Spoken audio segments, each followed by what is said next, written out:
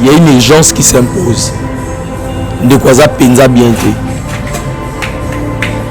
C'est vrai, ça fait un temps à Zoakita a ça la examen. Zoaki moi balisungi, il y a bande comme Soussou, ça l'a examen, fallait ça la deux examens, ça l'a scanner, mais examen moi kotikali na HJ, ça coûte trop cher, na na sali en côté. Et si on est dans zolo banayo, ndé quoi zola la té. On l'a la té. Et douleur na douleur donc tongo midi pourquoi à l'hôpital il y a interné dans l'hôpital le docteur Mogijo, mais je vous dis azola la té. Donc il y a une urgence qui s'impose. Donc actuellement il faut na banana ko sali ça non examen on les a coûté au moins 700 ou 780 $ na HJ. Surtout l'équipe étape examen on a donc dans 10 jours à 10 ou moins de 10 jours il faut aller en intervention, il y a un testé graine. Donc, si vous avez un testé, il y a un décomi qui déranger, il faut balonger là. Donc, et le cause c'est imposé siko yango. Donc, il faut au moins 2500 $ pour que l'intervention on est salama. Donc, et le cause, ils ont posé des problèmes siko panabiso pour la 2500 on a maboko égalité. À l'exception de 2500, il faut encore 700 et quelques $ pour l'examen. Dans ma beaucoup égalité. Aujourd'hui, c'est 2500 $. Na 750 $. Nous ne sommes pas allés crier. Ça, c'est. C'est entre nous. Ce qu'il faut pour Nandeko. Tout sauver vie. Tout sauver vie. Très chers artistes et comédiens, nous sommes tous à Kinshasa. Nous sommes tous allés dans la diaspora. Diaspora, que ce soit la diaspora africaine, la diaspora européenne, américaine, asiatique. Nous sommes Toyokika. Au Bazana RDC, Bazali P ailleurs, comme tu viens de le dire. De la même manière, Angouma Otozala Kanango, quand on cotise, on vient de cotiser récemment pour la matanga, il y a fait mélodie. Angouma Tozala Kanango pour la cotisation matanga, ils appellent le même Angouma Tozala Siko pour sauver une vie. Donc c'est une vie qui souffre, qui a besoin d'un simple 2500, bien 3000 et quelques $ pour te sauver vie naïe. Pourquoi ne pas s'empresser Nango? Pourquoi ne pas profiter de cette occasion? Même le Dieu du ciel pourra en tout cas nous aider, nous sauver, nous à la compétition parce que là, tu sauver Moutoumoko Boé Azana Passi. Tozelaté et aux la Sony Makas Lelo, je ne le souhaite pas et nous ne le souhaitons pas que Tcheko Lelo a accueilli, que Toya peut couper sa cotisation et les cas. Il y a matanga et ça est belle que les comptes ne sont pas malade. Intelligente que et c'est vraiment c'est un peu urgent. Mon est le côté tous là donc c'est-à-dire après c'est déjà les canissi que les soumissions il y a moins dans le mbango pour na tala santé na ndenge so de se détériorer du jour au jour. Donc c'est au tiki santé no bébé tito sous trabo. On va rien mais nous savons que Zamboto Sambilaka, le beaucoup na Yangolo et aux alikolo et on a Tcheko. Et pour battre la tito quand ça peut au Pessi, peut consumer. Donc c'est un peu ça. C'est l'affaire de tout le monde. Tout ça grandit, tout ça, la attente, toujours pas de problème. C'est notre frère qui est malade, c'est notre frère qui est dans le besoin. C'est maintenant qu'il faut intervenir. Barobaka Babundelaka Makila Metoufinate. Donc pendant que le sang coule encore dans ses veines, pendant qu'il parle, pendant qu'il est encore en vie, c'est le moment où tout se mobiliser, les comédiens d'ici et d'ailleurs, les actuels et les anciens, nos fans, à travers numéro 1, va porter aide Nabango. de sorte que ndeko na biso azwa traitement abika azongela mosala na ye.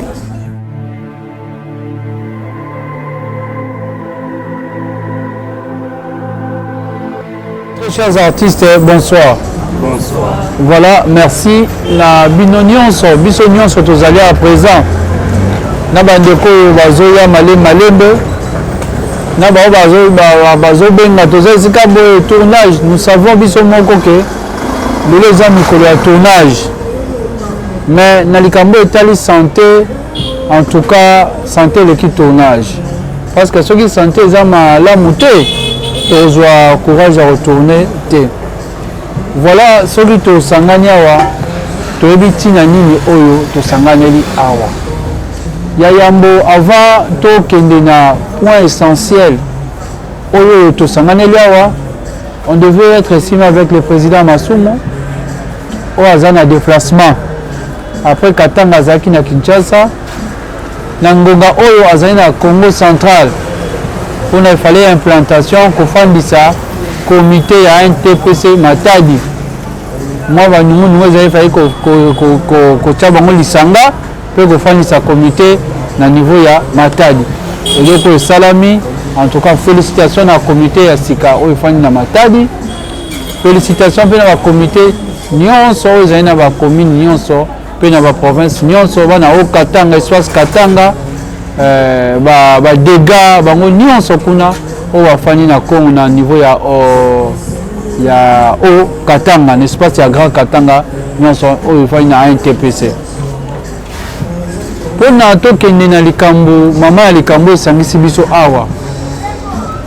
Nous tenons d'abord à féliciter ndeko artistes et comédiens oyo bazo bala moi oyo ndeko na biso kwikwi oyo toyebi biso nyonso tobengaka kwikwi. Il vient de se marier aujourd'hui dans le civil lobby et puis lelo azo fêter azo bala lelo. En tout cas au nom ya NTPC il y a président Masumu, il y a président Elombe, il y a comité nyonso et puis nous disons il y a toute la corporation na bao bazana poto ya diaspora. Topesio félicitations. Félicitations pour la comédienne Moussou Azobala. Na olinga liba na eza l'appel rôle la surprise kalamingité c'est au mois ya août quand Kazan ba préparatif. Félicitations. Voilà toyuta ko sangana dernièrement loko sangisa biso ezaki matanga ya mélodie outaki toyuta ko sala ba réunion. Nous devons donner un compte rendu. Ya makambo ndenge nini elekelaki esengelaki te tshoko na groupe oyo tosalaki mais toyebi ke na ngonga ya suka tomonaki ke bavoice masolo tonoso na kati ya groupe ekomaki fuite na baréseaux sociaux na bapage kilikili esalaki esengo te nde biso nyonso baninga nyonso bamonaki ya non esengaki koboma groupe wana alors que on devait faire d'abord le compte rendu ya makambo nyonso ndenge elekaki. Mais moyen que ça la sous compte rendu yango ezalaki te na groupe mais au moins le quoi tozwi micro nous allons donner ka mingi balobi te makambo na biso il faut ça oui na mopanzi ya bato baya kozwa détail yana bakozwa ba détail mais au moins dans l'ensemble féliciter et remercier l'artiste et comédien il y a Kinshasa il y a diaspora c'est-à-dire Europe Asie Amérique ba pays Afrique ezali awa na ndenge totelemaki na likambo etalaki ndeko na biso Melody akufaki kwa ya Kinshasa. L'artiste et comédien soki ndeko na biso ayaki awa na compte rendu ezali po totiaki le bon na biso l'artiste et comédien nde totelemaki kolongwa ya ndeko na biso fwe ya morgue makambo etali morgue na Brazzaville bayokoya biso te 2 millions 700 000 francs na bango CFA. Tout la dépense nyonso etalaki makambo etali na morgue ndenge efandaki ndenge boye tout eutali na poche na yo artiste et comédien na mwa babiloko ya mike tout eutaki a partir ya Kinshasa mbongo ekei tosangisi tolobi tozalaki na mwa parti wana tokei na kosala makambo kore ya et puis ça met un artiste à comédien, et puis il y a 4 Batolibanda, à part entrer à l'artiste à comédien, il y a eu 4 personnes, Batolibanda, au Bakoya, besoin de contribution, Bato Zarana Bango. Ce ne sont pas les gens des institutions. To Bakonziamboka, non! Bato bonne fois quand vous Zarana Bango, to Lansaka, tout ça, Baninga la biso, Yanga Mwamdango, na Bango na biso. De salaki affaire wana donc na biso moko toyebi na ba cotisation na biso to check ba biso artiste wa do sangana to pesa bino quand même toyebi montant mbongo nini to check parce que ba liste zaki wana siko montant na biso na dépense o déjà to sala biso moko to moni ndenge nini akambele kaki donc mbongo wana euta awa na mbongo na biso ba artiste comédien na mwa bato bazimami sur ma biso kolongola ko pone longwa elongwa kuna eya ezalaki blague te soki bosisi bakamamog mo bamikama mike il faut borapatrie botango na avion y compris nzoto ya ndeko na biso y compris mwana avec la petite délégation sauf juste une seule personne en famille afutaki tike ye moko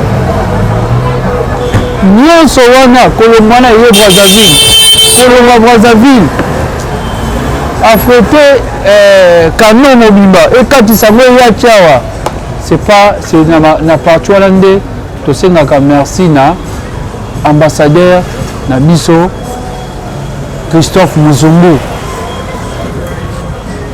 L'ambassadeur n'a pas donné à Zumbongo bakomene bozwa te. D'abord bino moko faboya na ba o wana esengaki o na utoloba na ba frère muso mike kuna tout ça, mais l'ambassadeur devait assumer biso na ba rapport o wana de to utoloba. Donc yango to sengaka merci, mais merci ni pour na yo artiste comédien talent déjà monta o esengaka na moko o utaki biso na nona Kishasa et awa ere komi awa ba frère nyonso ba beach o fena ba frère beach pour la corps ça biso artiste comédien et le mot wana ba bis to loaki to le mot tito komi na mort ba frère ba mort mikolo nyonso afandaki kuna 11 jours presque 10 à 11 jours c'était les aveux on devait payer jour corps et bimi il fallait louer le bus. Donc les petits cimetières, louer les chaises, ajouter quelques tentes. Quand vous savez, c'est à quel air côté na kati ya mort air ou du Brazza. Ils ont un système à zeng. Bachaka no zeng, il fallait ça la mot technique. Il faut donner $75 pour na kabalo mola zeng wana ba jouer de la soirée na malini. Et puis c'est quand on est kenaki sous na bandeko ya ba pan funèbre et ba retravailler ngo merci na papa na biso Gabi na port côté wana ba retravailler ngo et ya lisusu il fallait que bateau na cercueil wana service wana il fallait prendre ça en charge. Après wana il fallait bain de consolation, c'était toujours na charge artiste comédien ou toujours concert à tout mingi. Ce qui est là qui entre biso na biso on va donner devant sur tout le monde la caméra éviter mon oh ça dit mais dans l'ensemble moi tu vois une image il y a oh biso non te dépenser qui na oh te zoa qui na maboko. Donc c'est un peu ça. Il y a un peu le les ali 40e jour il y a des connexions mélodie on doit zonga to profiter tous après la famille a invité quelques artistes comédiens au wana. Donc dans l'ensemble c'est un peu ça où tout le monde fait ça quand même dans makambo et les cas qui a ndeko na biso mais mélodie. Merci beaucoup ndeko Hans dans joie qui ni na yo ba oya biso tout le talent on était que alors groupe aliment servi biso pour donner des détails non bandeko pas ba détails tous en roya calmement. Merci beaucoup dans l'ensemble une fois de plus merci na papa na biso Christophe Muzungu ndinga s'impliquer qui ndinga honora qui artiste na makambo ekwela biso ya Ndeko Mélodie. Merci les artistes et comédiens. Merci les artistes et comédiens. Et puis ça m'a pour ça rouler là. Les artistes et comédiens, bah nous 50, 20, 10, tout ça, c'est et ça qui vraiment force mon corps de la sanga, il y a ça qui force wana. Merci, merci les artistes et comédiens. Na nuance auto salaki. Merci. Merci vraiment. Bande de diaspora. Non, chaîne de solidarité mon corps impossible. Merci, merci. Merci vraiment. Wana zalaki makambo salaki Mélodie to silisi page wana. À part wana to koleli matanga. Mes condoléances dans la famille à maman et biso blessing auto tika ina nda kunya suka lelo. Matanga musu toza nango ezali ya ndeko na biso Mireille Bahati. Wa évoluaka na groupe ya maman Marie-Hélène.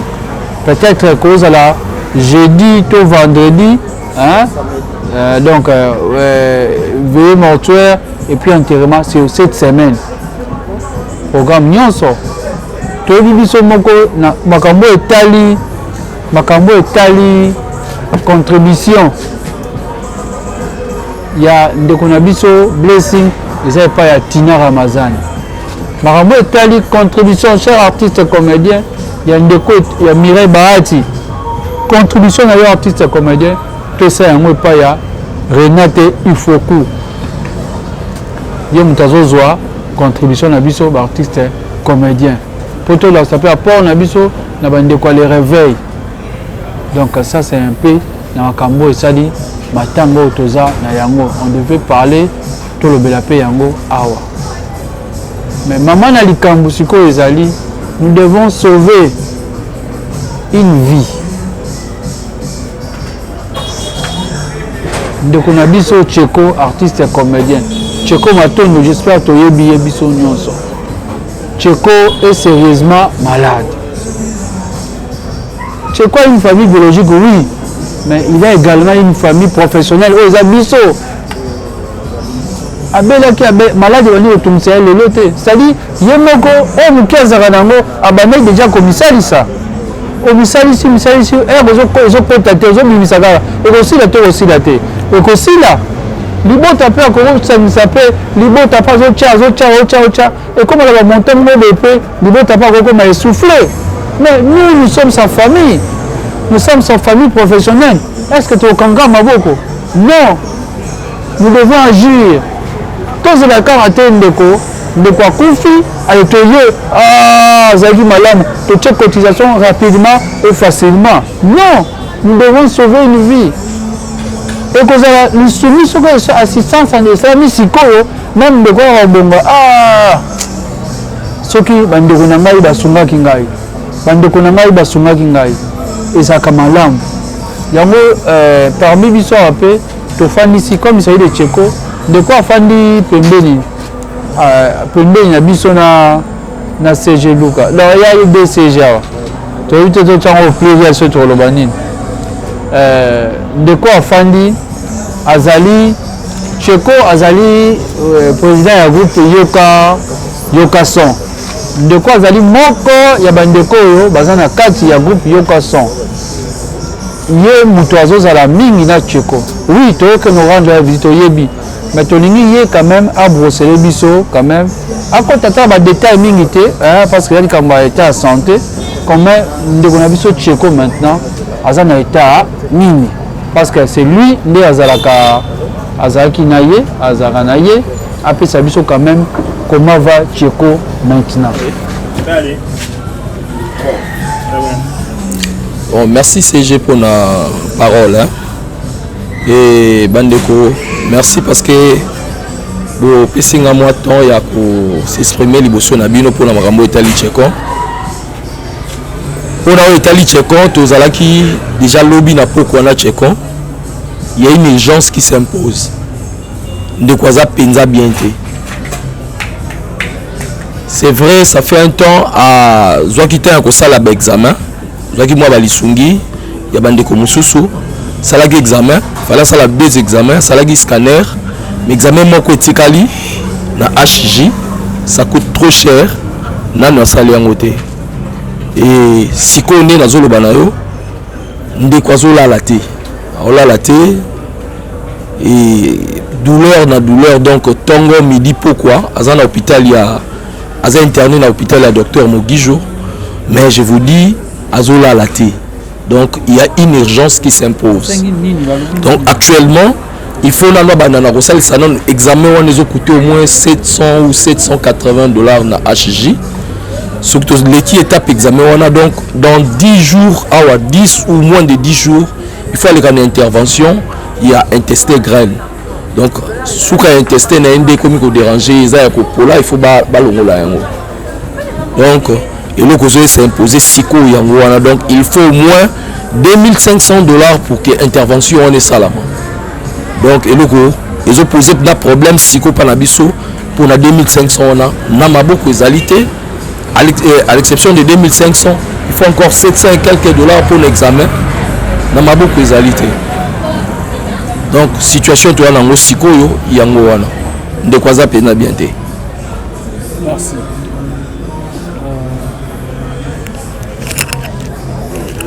J'espère to landi ndeko nenga lobi ameko brosser biso na ndenga bomukuse to boy ko étaler tout. C'est que nous biso to retenir kaka ce qu'il faut. C'est le plan il y a finance. Donc oui, en occasion qui distribue des examens musu basenga ki avant tozali je l'avais accompagné na AJ consultation na examen musu basenga ki avant azo ki lisungi pe et ça qui a ça la examen wana boye biso mutazo bela au seul examen ba moni lo ba ça sous examen ça le examen ndenge ezokende nde à partir de l'examen na salaki ezali pe tout cher ezoki mbongo mingi nde esengi asa so examen oyo et puis ba intervenir oyo ezosenga 2500 $ na oyo 750 $.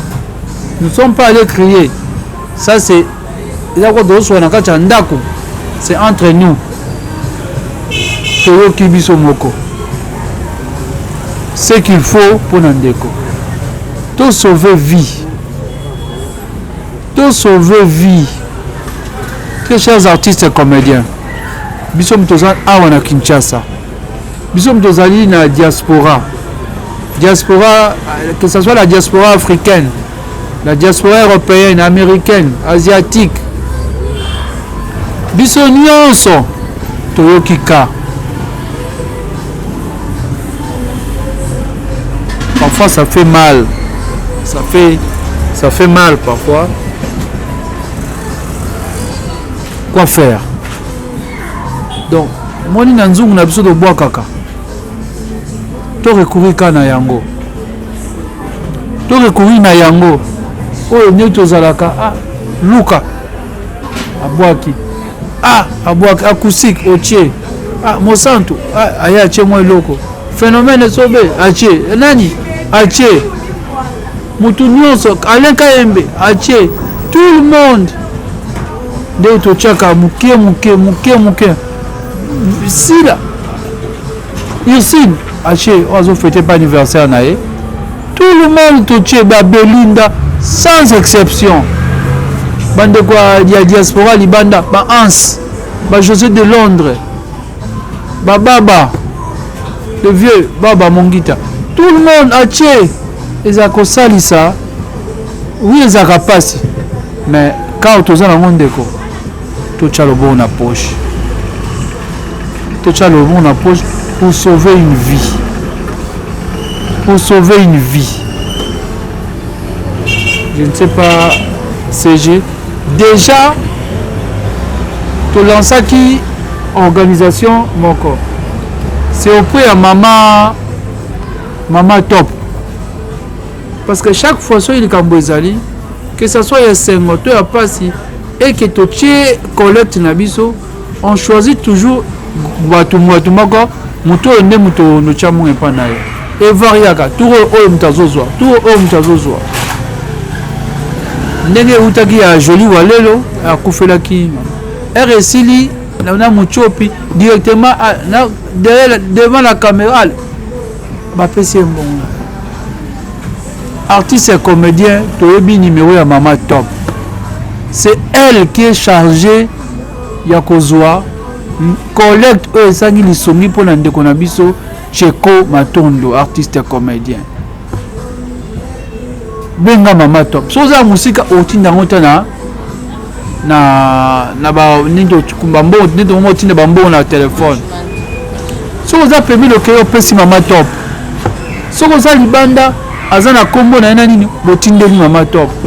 Ye mutu aonosala kaka azokoma kaka bakoma ça dans liste na ye a créé même groupe moko déjà ya collecte azozwa montaka solo moni komika monter comme misaka mo mutu ye ekoki ok équipe raté bako délégué Mama Top combien komi nango autant papa Luka ou bien mutu nyonso bokende kotika déjà mbongo wana kuna acoustique bokende kotika mbongo wana kuna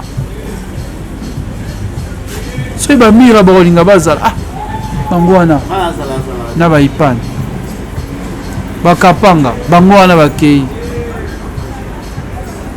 Mama Top mutu aza charge ya collecte oyo na bakabe kotala te ngana mutu wana boye te eza mpona tosauve ndeko na biso yo tindaka mbongo même ozaki mbongo ngam nazozwa même nanga tosolaka te soki nini nayebaka te les gens yo kotala ngai te tinda mbongo mpona Cheko c'est ça na nzela déjà tokuta na nzela na Mama Boka apesi nga contribution na ye abi o contribution na ngai memela kuna Mama Boka. Je ne sais pas je suis moi le bazar. Non, moi en fait c'est seulement qu'au benga ba artiste nyonso comédien de par le monde au Bazana RDC, Bazali P ailleurs comme tu viens de le dire. De la même manière engouement autozala kanango quand on cotise, on vient de cotiser récemment pour la matanga ya fait mélodie engouement autozala kanango pour la cotisation matanga. Et ça appelle le même engouement tous annoncés pour sauver une vie. Donc c'est une vie qui souffre, qui a besoin d'un simple 2500, bien 3000 et quelques dollars pour te sauver vie naïe. Pourquoi ne pas tout s'empresser nango? Pourquoi ne pas profiter de cette occasion?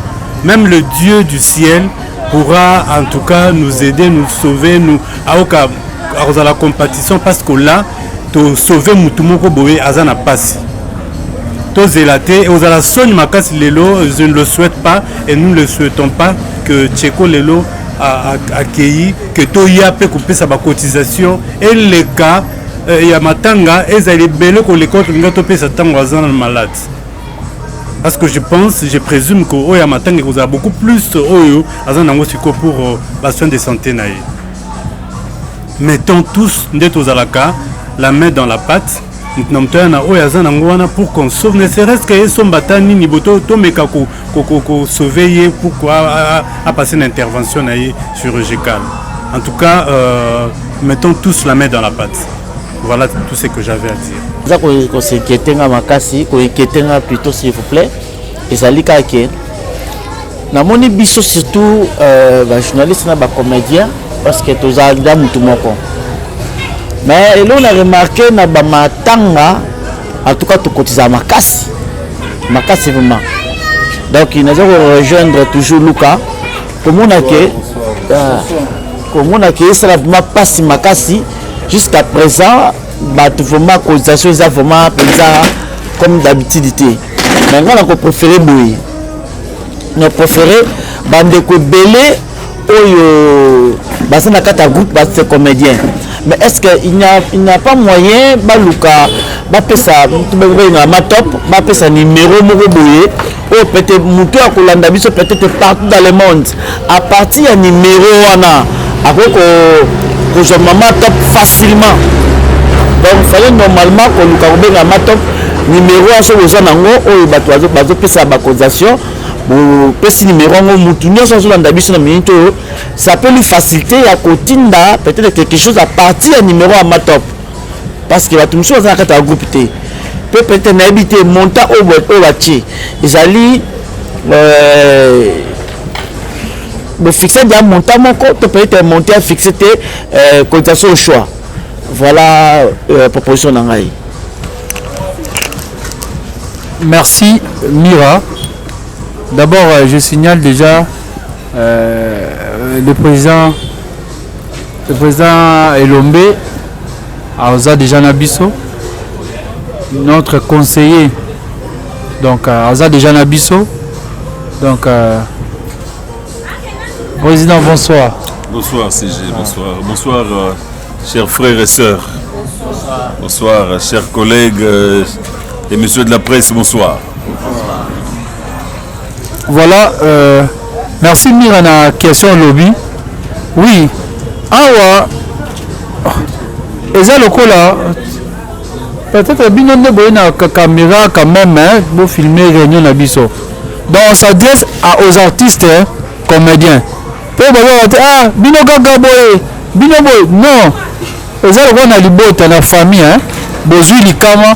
Bon, c'est que bon solo là entre bino la famille noko bomocha ya Pierre voilà noko bomocha ya Pierre cha ya nanyo cha on est dans ce solo mais des gens de bonne foi ceux mutu mo oyo mutema na et tout tié que mzupe cheko ninga wana prester abano se pelisaye et moi talipe afanda na ndaku azotala musala o biso to salaka habité nasunga tobo yate ekozala vraiment boyo inango za malamu boyo inango za malamu vraiment pona concernant numéro oyo totour oyo totie o azo kipe collect ya ndeko na biso Cheko c'est le plus 243 9 plus 243 99 36 06 627. Donc plus 243 99 36 06 627. Donc même dans le téléphone, on continue facilement. Donc on a la personne oyo facilement te rejoindre à charger pour la collecte makambo etali ndeko na biso Cheko. Donc souvent vie ya ndeko na biso ezala sengoming.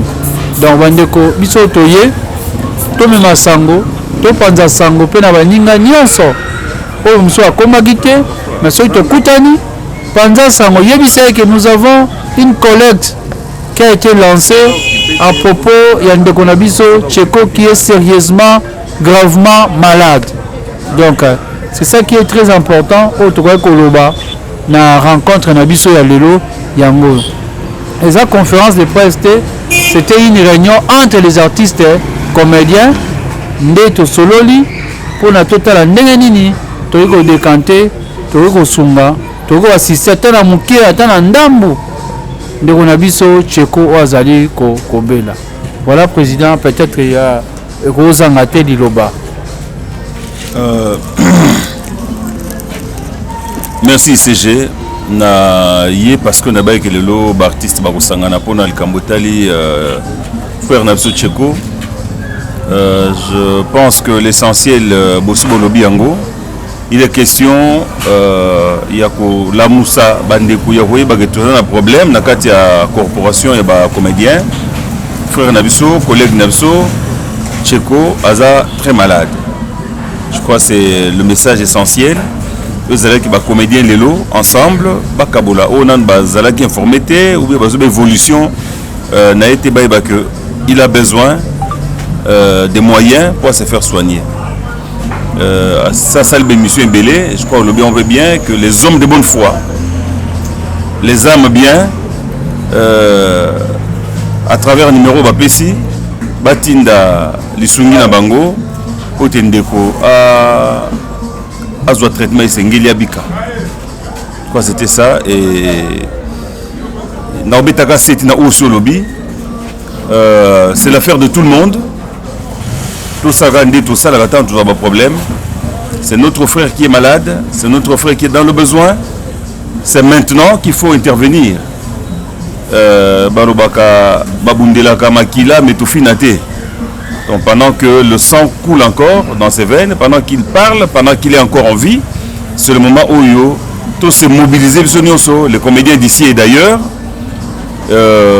les actuels et les anciens, nos fans,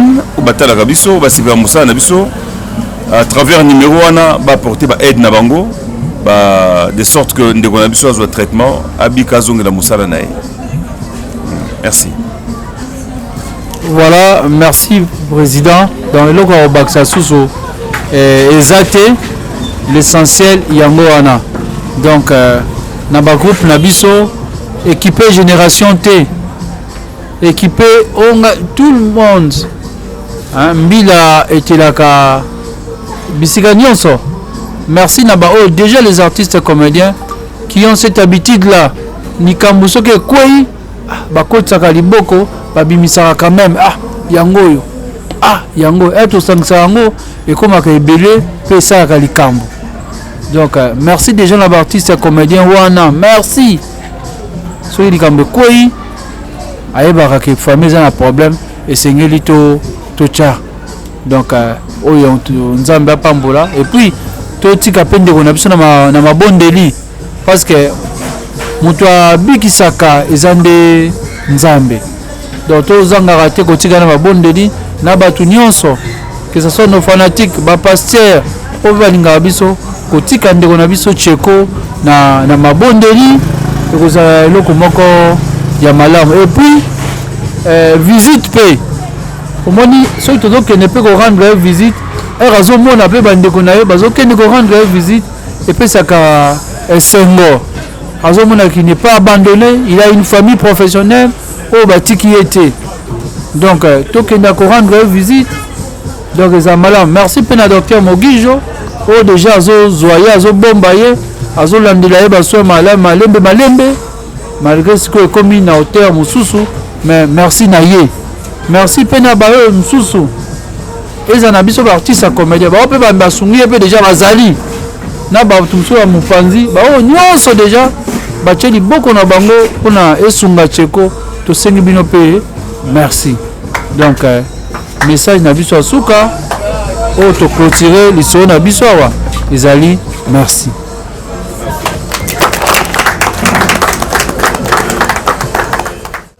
CG siko par rapport ya makamba cheko est-ce que délai moko ezali te parce que toyoki au martelé siriango mais tout le monde peut collaborateur na lobby azola la té car ils ont s'aggraver toujours urgence moko za ko se présenter est-ce que ils ont délai par rapport à cotisation wana ils ont moi délai moko bokati wana te pour que ça la mbangolo ayebite déjà ndenge ndeko na biso a brosser état na ye alors qu'il faut intervenir dans peut-être dans 10 jours ezoya au moins c'est déjà un délai et donc ayebisi biso d'une manière intelligente que et c'est vraiment et ça un peu urgent mon ezelo côté tozela donc c'est-à-dire après c'est biso déjà les kanisi que les soumiso et ya mwana lombango pona tala santé na ndenge se détériorer du jour au jour donc ce tiki santé no bébé tito sutukabo on va rien mais nous savons que nzambe to sambelaka loboko na ye ya ngolu e oza likolo ya ndeko na biso cheko ekobatela ye ti tokangisa mpe topesi mpe kosunga ye donc c'est un peu ça enfin passé tout le monde qui a cheko na HG c'était quoi ezaki nini bol non ayaki déjà kosala consultation aba médecin kuna avec accompagné na médecin traitant na ya kuna eza ba consultation mosusu esengaki ba spécialiste ya HG batala ye et puis basala ye l'examen moko approprié ezingaki na HG ezala bon moi l'examen bosali epesi résultat bapesi sengi susu examen mosusu oyebi kaka maladi eza yo deja obela makasi bela me ya makasi benda te zela mokolo obela makasi naobela moto nakombola te nalobi no te obela zela mokolo voisin na bino obela makasi okina otali na hôpital omona ndenge soki ezo se détériore ndenge esalaka donc ocomprendre moi nini mpena oyo peut-être olobaki te na réunion okobakisa lisusu na bandeko nyonso batali biso non c'est juste secouer kolamusa artiste et comédien que nous avons un grand problème au sein de la corporation et nous devons sauver une vie. Et la vie est bel et bien celle de Tcheko. Nous savons tous Tcheko, notre frère, même lorsque nous avons des manifestations, que ce soit des joies ou de tristesse, nous savons tous l'apport de Tcheko. Il est toujours avec nous, que ce soit dans des tournages. Donc nous avons cette obligation de sauver cette vie. Nous serons contents peut-être demain de voir Tcheko en forme parmi nous, en train de tourner. Ça sera une bonne chose. Donc c'est vraiment ça. Merci beaucoup CG. Merci. Bonsoir CG. Bonsoir papa. CG, okobakisa nini na oyo nyonso olobami awa to sauver une vie artiste oyo eza en danger na nyonso tolobi awa na oyo olobi te na oyo tolobi te en plein na réunion yo okobakisa nini kono bon eloko okobakisa eza kaka que mawa na motema na biso bolingo oyo nzambe atiaka na mitema ya bato en tout cas elata baartiste nyonso bipai nyonso bazali tosunganaka on ne sait pas derrière que sauver Tcheko qui est malade qu'est-ce que Dieu nous réserve toza ebele nous sommes tomonaka napesa kaka exemple moko ntango mo livre abengaka biso na Kingakati, tu se retrouvera na bao bakendaka, il y a plus de 1000. J'ai eu à enregistrer à l'époque, je crois, avant il y a l'assurance maladie, les listes des artistes qui venaient dans le groupe, dont une centaine, il y a des artistes, il y a des groupes nano, sans compter le nombre d'artistes qui dans chaque groupe. Donc 40, 60, donc si on compte, nous sommes plus de 2000. Alors, si on a 2000 artistes, rien que des artistes comédiens, tous ans, na Kinshasa Kaka. Pour le dit, nous a contribué ne serait-ce qu'à $1, mais toujours $2. Il y a Pamba, donc on a 4000, je crois, on a 4000 $. $2 Kaka ya Pamba, donc on a 4000. Sans compter qui c'était encore plus à $2 à Pamba, même si on ça plus que ça, 100, 200, 500. Bien sûr, tu crois qu'on posait problème. C'est honteux. Il y a un mawamingi que Namboka Nabiso ou Bartis a miné Namboka tonné la capone $2000, $2500. Ils ont mawa. Ailleurs, les artistes ne sont pas comme ça. C'est comme si nous sommes clochardisés, c'est comme si nous sommes des mendiants. Tout ça parce qu'il n'y a pas une prise en charge meilleure pour un artiste comédien. Tout ça parce que l'artiste ne profite pas de son œuvre, de ses œuvres. Si tel était le cas, quelle que soit la maladie,